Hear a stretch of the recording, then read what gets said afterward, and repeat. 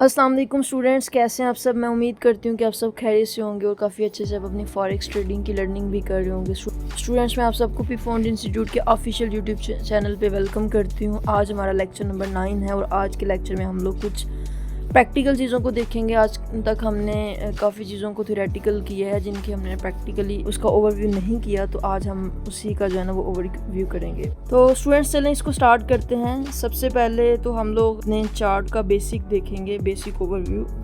हम अक्सर जो है ना वो जिक्र कर रहे होते हैं बाई सेल का, कैंडल्स का, लेकिन हमें ये नहीं पता कि यहाँ पे कैंडल्स कौन सी बाई की है, कौन सी सेल की है।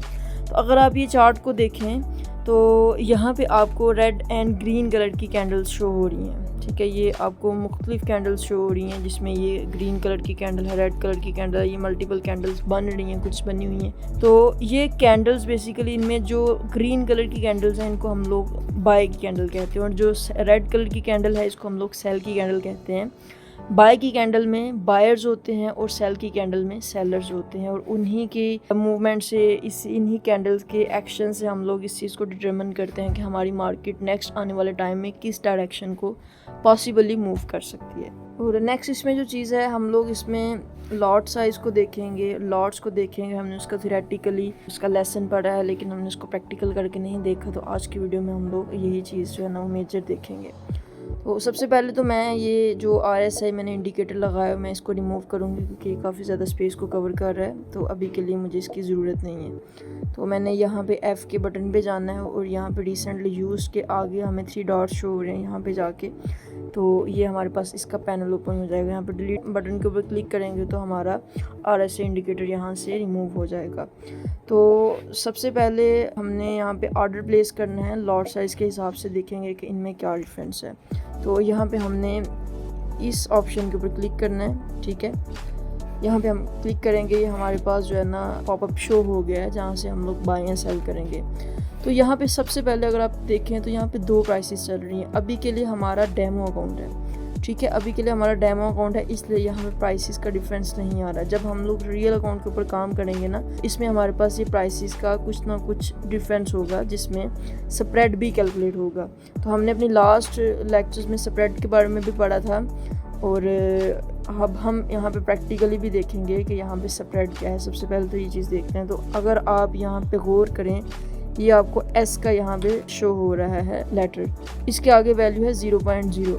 तो ये बेसिकली जैसा कि बताया है डेमो अकाउंट है, तो डेमो पे कोई स्प्रेड नहीं होता, क्योंकि ये कमीशन फ्री अकाउंट है, तो इसलिए यहाँ पे 0 की वैल्यू शो हो रही है। तो जब कल को आप रियल अकाउंट के ऊपर ट्रेड करेंगे, आपको यहाँ पे प्रॉपरली वैल्यू शो हो रही होगी, जो आपको बता रहा होगा कि यहाँ पे ये स्प्रेड है, ठीक है। इसके नीचे ही अगर आप देखें इस जगह पे, तो आपको यहाँ पे क्वांटिटी या लॉट शो हो रही होगी, ठीक है। अगर आप इसको क्लिक करते हैं तो यहाँ पे आपको डिफरेंट लॉट शो हो रही हैं। 0.01 है, 0.05 है, 0.1 है, 0.2, 7, 1, 2, 3, ये आपको डिफरेंट जो है ना वो लॉट साइजेस यहाँ पे शो हो रहे हैं। बेसिकली लॉट है क्या चीज़, जैसा कि हमने अपनी पहली वीडियोस में पढ़ा, हम लोग अपने रियल लाइफ में कोई चीज़ बाय करते हैं या कोई चीज़ हम सेल करते हैं, तो उसको हम लोग उसकी क्वांटिटी में उसकी मेजरमेंट करते हैं कि मैं फॉर एग्जांपल 1 kg, 1 लीटर, या इस तरीके से हम लोग इसकी जो है ना वो 1 पाउंड हम यहाँ से जो है ना वो इस तरह से इसकी कैलकुलेशन करते हैं। तो ट्रेडिंग में जब हम लोग कोई भी करेंसी पेयर को बाय करते हैं या किसी भी करेंसी पेयर को सेल करते हैं, तो इसमें हम लोग लॉट साइज़ का यूज़ करते हैं। अगर यहाँ पे हम लोग लॉट साइज़ को थोड़ा सा प्रैक्टिकल करके देखें तो हम इसको देखते हैं। मिसाल के तौर पे मैं यहाँ पे यूरो USD में बाय की ट्रेड्स पिक करती हूँ मुख्तलिफ लॉट साइज़ के साथ। अभी मेरे पास 0.01 लॉट साइज़ सेलेक्ट हो, तो मैंने यहाँ पे एक ट्रेड बाय लगा दिया, ठीक है। ये मेरा एक बाय की ट्रेड लग गई है। अब मैं जो है ना वो नेक्स्ट मज़ीद एक ट्रेड लगाना चाहती हूँ, ठीक है, लेकिन उसमें मैं लॉट साइज़ को बड़ा रखना चाहती हूँ 0.1। तो ये मेरे पास मज़ीद जो है ना वो एक बाय की ट्रेड लगी है। एक और मैं मज़ीद बाय की ट्रेड पिक करती हूँ एक मुख्तलिफ लॉट साइज़ के साथ। अभी मैं यहाँ पे लॉट साइज़ 1 स्टैंडर्ड के लॉट को यूज़ करती हूँ। तो ये देखें, सॉरी 1 की नहीं लगी क्योंकि बैलेंस नहीं है उस हिसाब से, तो मैं 0.07 की लगाती हूँ। ये मेरे पास जो है ना वो 3 डिफरेंट ट्रेड्स लग गई। अब अगर हम इसकी पोजीशंस के पेज पे जाकर इसको चेक करें तो आप देखेंगे तकरीबन ट्रेड्स हमने एक ही लेवल से लगाई हैं, लेकिन यहाँ पे जो फ्लोटिंग वैल्यू चल रही है प्रॉफिट और लॉस की वो डिफरेंट है। 0.01 पे कम है, 0.10 पे जो है ना वो उससे ज़्यादा है, 0.70 पे उससे ज़्यादा है। मतलब इस चीज़ से हमें ये चीज़ वाज़ह हो रही है कि हमने यूरो यूएसडी की करेंसी को ख़रीदा है मुख्तलिफ़ क्वांटिटीज़ में।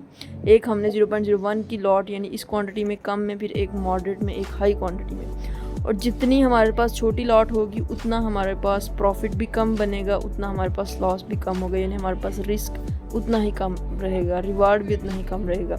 जितनी हमारे पास जो है ना वो लॉट साइज़ बड़ी होगी, हमारा रिस्क और रिवार्ड उस हिसाब से बढ़ता जाएगा।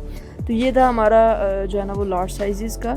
तो ये था हमारा आज का लेक्चर। मुझे उम्मीद है कि आपको इसकी अच्छे से समझ आ गई होगी, और जिसको नहीं समझ आई वो क्वेश्चन कर सकता है, अपनी क्वेरी कमेंट बॉक्स में भी पूछ सकता है, इसके अलावा वो व्हाट्सएप कम्युनिटी में भी पूछ सकता है।